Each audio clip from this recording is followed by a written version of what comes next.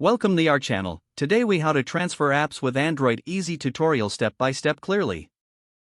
To transfer apps on Android, ensure both devices are turned on and unlocked.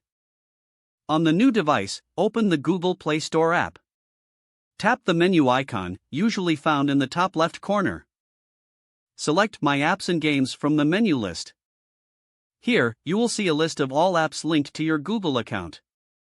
Choose the apps you want to install on the new device. Tap the Install button next to each selected app. This will begin the download and installation process. Once the installation is complete, return to the home screen. You can find your apps in the app drawer or on the home screen. If you're transferring from one Android device to another, use the Smart Switch feature. Download and install the Smart Switch app on both devices. Open the app on the old device and select Send Data. On the new device, open the app and choose Receive Data. Choose the apps you wish to transfer when prompted. Verify the transfer and wait for the process to complete. Once finished, the apps will appear on your new device. If your old device has a backup option, consider using it as well. Go to Settings on the old device and tap on Backup.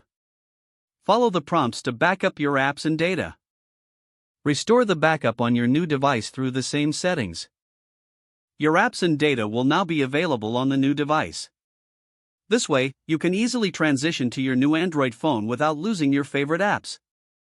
If the page does not load, refresh the browser or try again in a private or incognito window. Make sure you are using the correct email address, then retype it carefully to avoid small typos. If your password is not accepted, use the reset option and create a new strong password you can remember. Check your spam folder for verification or security emails, then complete any requested confirmation steps. Enable two-factor authentication if available to improve account security and reduce unauthorized access risk. After signing in, review your profile details so if you see an error message, note it down and try again after restarting your device and internet connection.